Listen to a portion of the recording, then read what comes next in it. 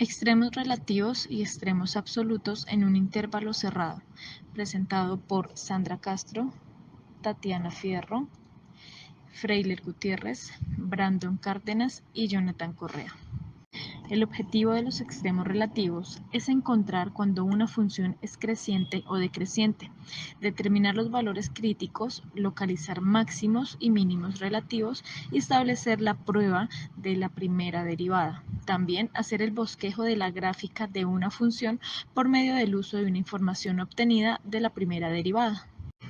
El análisis del comportamiento gráfico de las ecuaciones es parte básica de las matemáticas y tiene aplicaciones en muchas áreas de estudio.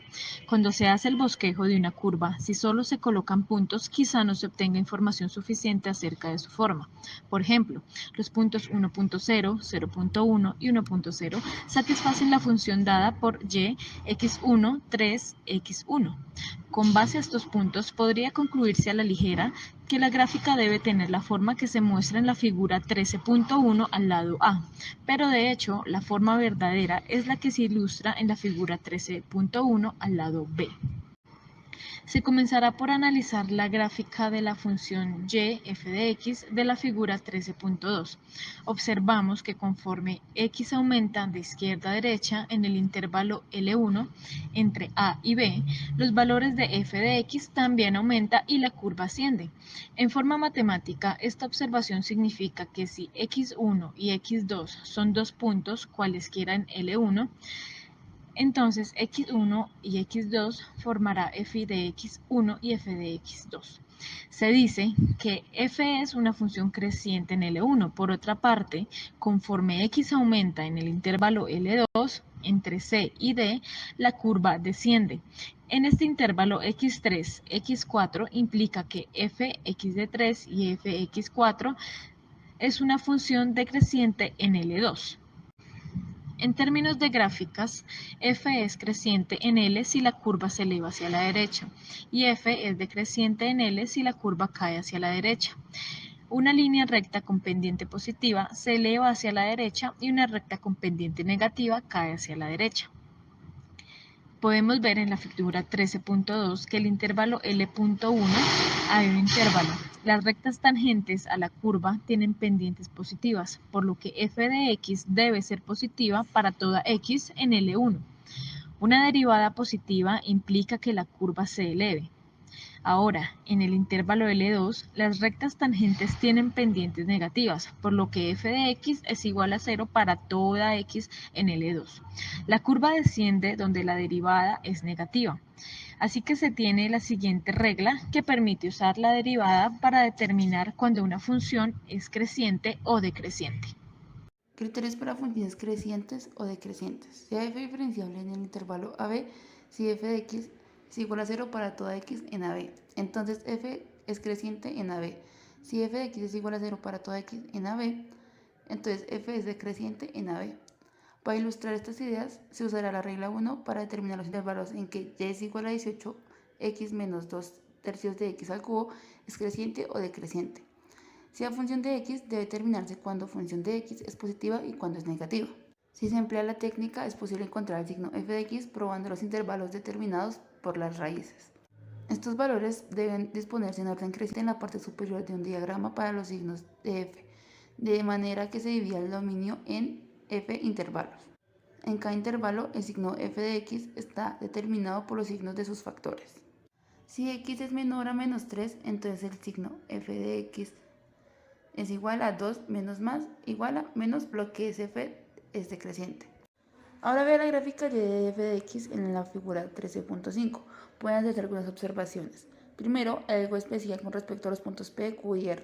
Observe que P está más alto en cualquier otro punto cercano sobre la curva. Lo mismo puede decirse de R. El punto Q es más bajo que cualquier otro punto sobre la curva. Como P, Q y R pueden ser necesariamente los puntos más altos o más bajos en toda la curva, se dice que la gráfica de f tiene un máximo relativo en A y en C y tiene un mínimo relativo en B. La función f tiene valores máximos relativos en f de A en A y f de C en C y tiene un valor mínimo relativo f de B en B. También se dice que A, f de A y C, f de C son puntos máximos relativos y B, f de B es un punto mínimo relativo en la gráfica de f. De regreso a la gráfica, se observa que hay un máximo absoluto, el punto más bajo en toda la curva, en A, pero no hay un mínimo absoluto, el punto más bajo en toda la curva, porque se supone que la curva se prolonga de indefinidamente hacia abajo. Regla 2. La implicación de la regla 2 solo es una dirección. Extremo relativo en A implica f de A es igual a 0 o f' de A no existe. Entonces debe existir un extremo relativo en A.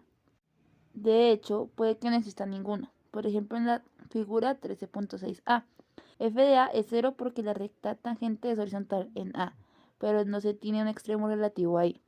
En la figura 13.6b, f de A no existe porque la recta tangente es vertical en A, pero de nuevo no se tiene un extremo relativo ahí. Pero si se desea encontrar todos los extremos relativos de una función, y esta es una tarea importante, lo que la regla 2 sí dice es que la búsqueda puede limitarse a aquellos valores de x en el dominio de f para los cuales f de x 0 o bien f de x no existe. En forma típica, lo anterior reduce la búsqueda de extremos relativos desde el número infinito de x para las cuales f está definida hasta un pequeño número finito de posibilidades. Como estos valores de x son tan importantes para la localización de los extremos relativos de f, se llaman valores críticos para f. Y si das un valor crítico para f, también puede decirse que a, f de a, es un punto crítico sobre la gráfica de f. Partiendo de la figura 13.3, en cuanto al diagrama de signos para f de x igual a 18 menos 9x al cuadrado y su interpretación para f de x, en este caso el renglón marcado por f de x muestra claramente que f de x es igual a 18x menos 2 tercios de x al cuadrado, tiene un mínimo relativo en menos 3 y un máximo relativo en 3. El renglón que proporciona la interpretación de la gráfica para f, marcado f de x, se deduce inmediatamente a partir del renglón que está arriba de él. La importancia del renglón de f de x es que proporciona un paso intermedio en el trazado real de la gráfica. En este renglón se establece, de manera visual, que f tiene un mínimo relativo en menos 3 y un máximo relativo en 3. Cuando se buscan los extremos de una función f, debe tenerse cuidado con las que no están en el dominio de f, pero que tienen valores cercanos en el dominio de f. Aunque f de x no existe valor crítico porque no está en el dominio de f. Así, no puede ocurrir un extremo relativo en 0. Sin embargo, la derivada puede cambiar de signo alrededor de cualquier valor de x, en que f de x no esté definida, por lo que tales valores son importantes en la determinación de los intervalos sobre los que f es creciente o decreciente.